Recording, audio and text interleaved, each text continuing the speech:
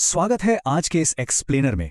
आज हम एक ऐसे दौर की बात करने वाले हैं जिसने आजाद भारत की दिशा को सच में हमेशा के लिए बदल कर रख दिया। हम बात कर रहे हैं 1975 की इमरजेंसी की। लेकिन आज इस इतिहास को हम किसी नेता के भाषण या लंबे चौड़े सरकारी दस्तावेजों के जरिए नहीं समझेंगे, बल्कि इसे हम रवि नाम के एक 19 साल के आम लड़के की आंखों से देखने वाले हैं।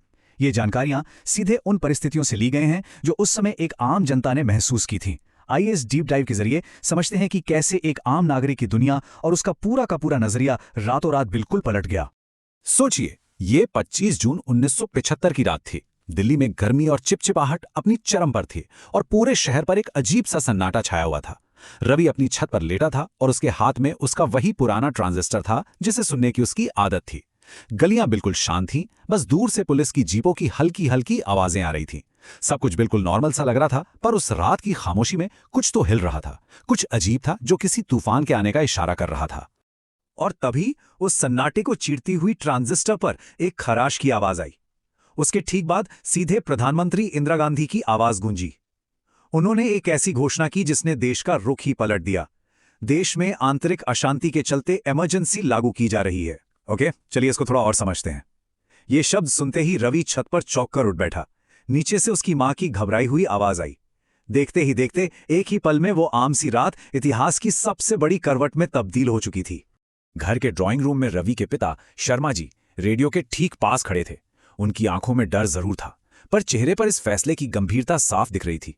जब रवि की मां ने बहुत घबराकर पूछा कि यह इमरजेंसी आखिर होती क्या है, तो शर्मा जी ने जो जवाब दिया वो सच में दिल दहलाने वाला था। उन्होंने इस कॉम्प्लेक्स पॉलिटिकल चीज को बहुत ही चिलिंगली सिंपल शब्दों में समझाया कि अब सरकार जो चाहेगी वही होगा, और सबसे बड़ी बात, कोई इस पर एक भी सवाल नहीं उठा पाएगा। ये कोई कानूनी परिभाषा नहीं थी, बल्कि उस वक्त के आम नागरिक का डर था जो सच बन चुका था। अब यहां पर कमाल की बात देखिए कि सब कुछ कितनी तेजी से बदला। 25 जून की रात को रेडियो पर ऐलान होता है। अगली सुबह तक शहर की सारी सड़कों पर पुलिस की भारी तादाद दिखने लगती है और अखबारों को सेंसर कर दिया जाता है। और उसी शाम होते होते आम लोगों को बिना किसी वजह जबरदस्ती पुलिस की जीप में घसीटा जाने लगता है। मतलब सिर्फ और सिर्फ पिछले 24 घंटे के अंदर पूरा का पूरा सिविक लाइफ बदल चुका था। ये टेरिफाइंग स्पीड ही है जो इस घटना को इतिहास में इतना अहम बनाती है। और ये बेहतरीन तरीके से दिखाता है कि कल और आज में क्या बड़ा फर्क आ गया था। लोकतंत्र की आजादी पर कितना अचानक असर पड़ा, इसका अंदाजा रवि को तब हुआ जब वो अगली सुबह कॉलेज पहुंचा। एक दिन पहले जिस कैंपस की दीवारें राजनीतिक पोस्टरों और नारों से भरी रहती थी, वहां आज बिल्कुल सफेद खाली दीवारें थीं। नोटिस बोर्ड खाली थे और हर तरफ सिर्फ भारी सिक्योरिटी गार्ड्स तैनात थे। विचारों को फ्रीली एक्सप्रेस करने का एक खुला मंच रातों रात एक स्टेराइल सन्नाटे में तब्दील हो गया था। ये सेंसरशिप सिर्फ कॉलेज कैंपस तक नहीं रुकी थी। सुबह जब रवि ने अपना पसंदीदा अखबार उठाया तो उसमें विरोध, आंदोलन या भ्रष्टाचार की कोई भी खबर नहीं थी। सिर्फ सरकार की तारीफें छपी थीं। अखबार के एक छोटे से कोने में एक लाइन लिखी हुई थी, इस रिपोर्ट को सरकारी निर्देशों के तहत संशोधित किया गया है। प्रेस पर मुकम्मल सेंसरशिप लग चुकी थी। हाँ, अखबार बेचने वाले ने तक दबी आवाज में बता दिया था कि अब सच कभी नहीं छपेगा। इस बदलाव के दौरान समाज में दो बिल्कुल अलग अलग रियलिटी एक साथ चल रही थी, और इन दोनों पहलुओं को ऑब्जेक्टिवली समझना जरूरी है। एक तरफ जहां फेयर और स्टेट कंट्रोल था, न्यूज मीडिया दबी हुई थी और विपक्ष के लोगों को आधी रात को बिना वजह उठाया जा रहा था। वहीं दूसरी तरफ शर्मा जी जैसे कुछ आम नागरिक इस दौर को अलग नजरिए से देख रहे थे। उन्हें नया अनुशासन पसंद आ रहा था। सरकारी दफ्तरों में लोग वक्त पर आने लगे थे, सड़कें साफ हो गई थी। ये इस ऐतिहासिक घटना के दो अलग सच थे जिन्हें लोग अपने अपने हिसाब से महसूस कर रहे थे। तो यहां थोड़ा रुक कर जरूर सोचिए, अगर अखबारों में सच छपना ही बंद हो जाए तो समाज पर क्या असर पड़ता है। जब खबरें काट दी जाएं, फ्री स्पीच गायब हो जाए, तो आम लोग हकीकत से बिल्कुल कट जाते हैं। ऐसे दौर में लोग सिर्फ वही देख और सुन सकते हैं जो उन्हें दिखाया जा रहा हो। एक ऐसा सिस्टम जिसमें बोलने की इजाजत ना हो, वो चुपचाप समाज के अंदर एक बहुत भारी डर और कंफ्यूजन को जन्म देता है। और यही डर एकदम सच साबित हुआ जब इसका असर रवि के बहुत करीबी दोस्त पर पड़ा। कॉलेज में रवि का दोस्त इमरान, उसका चेहरा डर से बिल्कुल पीला पड़ चुका था। उसने बताया कि पिछली रात उसके चाचा को पुलिस अपने साथ ले गई, बिना किसी वारंट या कारण के। उनका कसूर बस इतना था कि उनका ताल्लुक विपक्ष से था। जब किसी के पड़ोस से आम लोगों को अचानक उठाया जाने लगे, तो राजनीति सिर्फ अखबारों में नहीं रह जाती, वो एक डरावनी हकीकत बनकर सीधे आपके घर के दरवाजे पर दस्तक देती है। इमरान के चाचा की गिरफ्तारी ने रवि को अंदर तक झकझोर दिया था। घर आकर जब रवि ने इस बारे में अपने पिता शर्मा जी से आशंका जताई और पूछा, तो उनका जवाब बस यही था, कुछ चीजें देश के लिए होती हैं बेटा। ये छोटा सा वाक्य उस वक्त घर घर में चल रहे आइडियोलॉजिकल डिवाइड को बेहतरीन तरीके से दर्शाता है। बहुत से नागरिकों ने यह जस्टिफाई कर लिया था कि देश के अनुशासन के लिए थोड़ी सी सिविल लिबर्टीज या आज़ादी खोना ठीक है, पर जाहिर है रवि के लिए इस चीज को एक्सेप्ट करना आसान नहीं था। लेकिन हम जानते हैं कि जब आज़ादी छीनी जाती है तो सन्नाटा ज्यादा दिन नहीं टिकता। कुछ ही दिनों बाद एक दबी हुई खबर फैलने लगी। पता चला कि रात के अंधेरे में लोग खुफिया मीटिंग कर रहे हैं। इमरान रवि को पुरानी दिल्ली की ऐसी ही एक अंधेरी गली के छोटे से कमरे में ले गया। वहां डिमली लिट रूम में लगभग 10-12 आम नागरिक बैठे थे। सबके चेहरे गंभीर थे, पर उनकी आंखों में इस सरकारी खामोशी को तोड़ने का एक पक्का इरादा झलक रहा था। ये उस बदलाव की शुरुआत थी जो फियर को एक ऑर्गेनाइज्ड एक्शन में बदलने वाली थी। अब इस स्लाइड में जो सबसे दिलचस्प बात है वो ये है कि इस रेजिस्टेंस की कोर फिलॉसफी आखिर थी क्या। उस अंधेरे कमरे में खड़े एक शख्स ने बहुत मजबूत आवाज में कहा, जब आवाज दबाई जाती है तब उसे और जोर से उठना पड़ता है। वहां पर पहली बार जयप्रकाश नारायण का नाम बहुत आदर से लिया गया। ये सिर्फ शब्द नहीं थे, ये उस नए खुफिया आंदोलन का मूल मंत्र था जिसके जरिए आम जनता अपने हक और सच के लिए नए रास्ते ढूंढ रही थी। उस मीटिंग के माहौल ने रवि के अंदर की सारी कश्मकश खत्म कर दी। बिना किसी डर या हिचकिचाहट के रवि का वही आम सा जीवन पीछे छूट गया। उसने जोर से बिना किसी संदेह के सबके सामने कहा, मैं भी करूंगा। जब उससे नाम पूछा गया तो उसने कॉन्फिडेंटली बताया, रवि शर्मा। ये पल इस बात का क्लियर इंडिकेटर है कि डर हमेशा लोगों को दबाकर नहीं रख सकता। रवि आधिकारिक तौर पर रेजिस्टेंस मूवमेंट से जुड़ चुका था और अब उसकी यह सिविक जर्नी एकदम क्लियर और डिफाइंड थी। आवाज दबाई जा रही है, ये वो पहला पर्चा है जिसे रवि ने छापने में मदद की थी। जरा कल्पना कीजिए एक छोटे से सीलन भरे अंधेरे अंडरग्राउंड कमरे की, वहां एक पुरानी साइक्लो स्टाइल मशीन की खटखट खटखट आवाज गूंज रही है। सच कहूं तो यही वो पल था जब रवि आधिकारिक तौर पर इस गुपचुप विद्रोह का हिस्सा बन गया। एक ऐसी जगह जहां कागज के हर एक टुकड़े पे सच उकेरा जा रहा था। अब रवि की जिंदगी मानो दो बिल्कुल अलग अलग पटरियों पर दौड़ रही थी। दिन के उजाले में वो एकदम नॉर्मल कॉलेज का छात्र है जो अपनी मां के साथ बैठकर आराम से चाय पी रहा है। लेकिन जैसे ही रात का अंधेरा छाता है वो एक अंडरग्राउंड एक्टिविस्ट में बदल जाता है जो आधी रात को गैर कानूनी पैम्फलेट छाप रहा है। ये देखना वाकई दिलचस्प है कि कैसे एक आम सा लड़का इतनी तेजी से एक बागी में बदल रहा था और उसकी पूरी दुनिया ही पलट चुकी थी। आइए आगे बढ़ते हैं और देखते हैं कि ये तनाव कैसे और गहराता है। रवि का पहला सोलो मिशन ये पूरी तरह से घड़ी की सुइयों पर टिका था। रात 2 बजे चांदनी चौक की एकदम संकरी और शांत गलियों में एंट्री, फिर 2:15 दरवाजों के नीचे चुपचाप बिना आवाज किए पैम्फलेट सरकाना, और फिर ढाई बजे का वो क्रिटिकल समय जब पुलिस पेट्रोलिंग से बचकर निकलना था। खाली सड़कों पर हर एक गुजरता सेकंड भारी पड़ रहा था। और तभी अचानक पुलिस, जब रवि एक दरवाजे के नीचे पर्चा खिसका ही रहा था, दूर से आती जीप की आवाज ने जैसे उसकी धड़कन ही रोक दी। उसे तुरंत एक अंधेरी गली में दुबककर अपनी सांस रोकनी पड़ी। जीप बिल्कुल पास से गुजरी और उसकी तेज चमकती हेडलाइट्स कुछ सेकंड के लिए सीधा रवि के चेहरे पे पड़ी। वो पल इतना तनावपूर्ण था कि कोई भी इंसान अपनी जगह पर पत्थर बन जाए। इस खौफनाक रात के बाद रवि का सामना एक और कड़वी जमीनी सच्चाई से होता है, नसबंदी। निष्पक्ष रूप से देखा जाए तो ये उस समय सरकार द्वारा अनिवार्य किया गया एक कार्यक्रम था जो पूरी तरह से सख्त टारगेट्स और ऊपर से आए सीधे आदेशों पर चल रहा था। रवि और उसके दोस्त इमरान ने एक बस्ती में छिपकर राज्य के इस कठोर और व्यवस्थागत कार्रवाई को अपनी आंखों से देखा। और ये घटना बहुत ही बेहतरीन तरीके से साफ करती है कि जमीन पर असल में हो क्या रहा था। वहां का नजारा बहुत ही भयावह था। एक तरफ पुलिस आदमियों को जबरदस्ती ट्रकों में भर रही थी और दूसरी तरफ बेबस पिता रहम की भीख मांग रहे थे। और ये सब किस लिए? सिर्फ उन अनिवार्य सरकारी टारगेट्स को पूरा करने के लिए। इस घटना से उस समय के सिस्टम की कार्यप्रणाली बिल्कुल शीशे की तरह साफ हो जाती है। उसी अफरा तफरी और भीड़ के बीच से एक बहुत ही बेबस आवाज गूंजी, मुझे मत ले जाओ, मेरे 2 छोटे बच्चे हैं। ये सिर्फ कुछ शब्द नहीं थे, ये उस बेबसी का जीता जागता सबूत था जिसे अधिकारियों द्वारा पूरी तरह से अनसुना कर दिया गया था। उन चीखों और ट्रकों के बंद होते भारी दरवाजों की आवाज ने रवि को अंदर तक झकझोर कर रख दिया। यही वो भावनात्मक मोड़ था जिसने उसे इस अंडरग्राउंड आंदोलन से हमेशा के लिए जोड़ दिया। उसी रात एक गुप्त मीटिंग हुई। हर कोई डरा हुआ था, खामोश था। तब रवि ने एक सवाल उठाया, अगर हम चुप रहे तो फिर फर्क क्या रह जाएगा, हम में और उनमें? इस एक गहरी सोच ने रवि के अंदर की सारी हिचकिचाहट को जड़ से खत्म कर दिया। इस अकेले वाक्य ने उसे एक डरे हुए लड़के से विद्रोह की एक बहुत ही मजबूत आवाज में बदल दिया। तो यहां सबसे अहम बात समझने वाली यह है कि अब मामला सिर्फ कुछ पैम्फलेट्स बांटने तक सीमित नहीं था।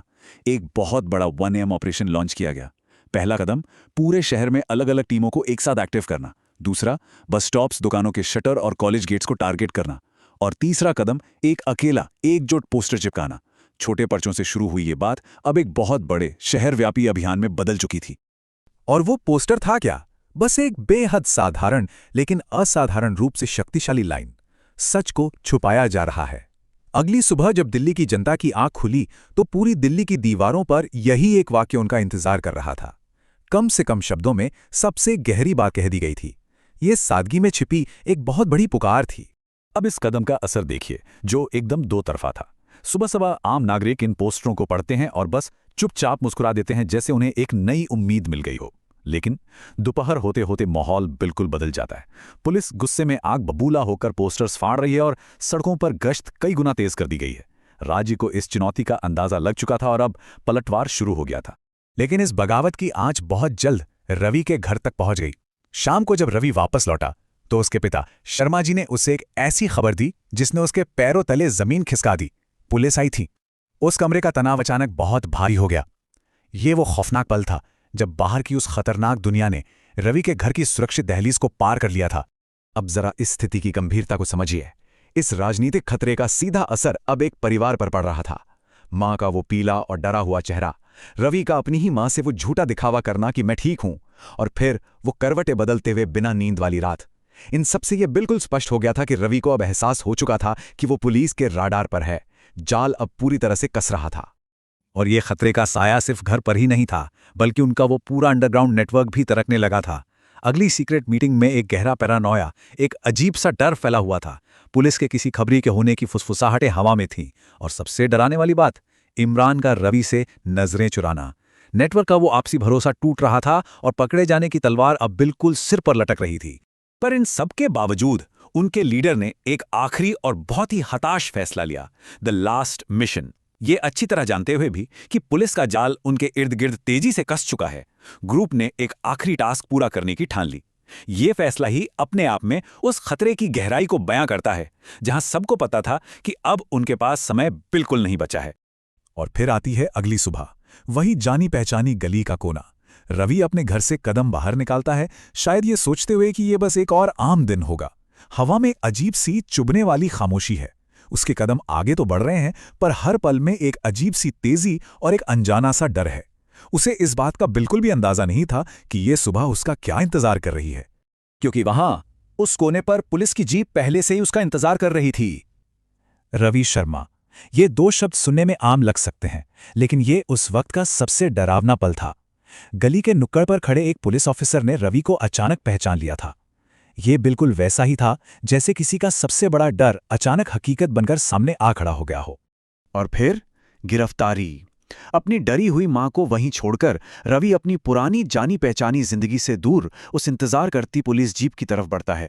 ये स्लाइड ध्यान से देखिए। ये दिखाती है कि कैसे राज्य की ताकत एक आम नागरिक की जिंदगी में अचानक और बेहद सख्त दखल देती है। एक ही पल में सब कुछ पीछे छूट जाता है। चलिए आगे बढ़ते हैं। भाग 1, द अरेस्ट एंड इंटेरोगेशन। यहां हम देखेंगे कि पूरे सिस्टम का डर स्थापित करने वाला बल कैसे काम करता था। यहां जो क्रम दिया गया है ना, वो सच में रोंगटे खड़े कर देने वाला है।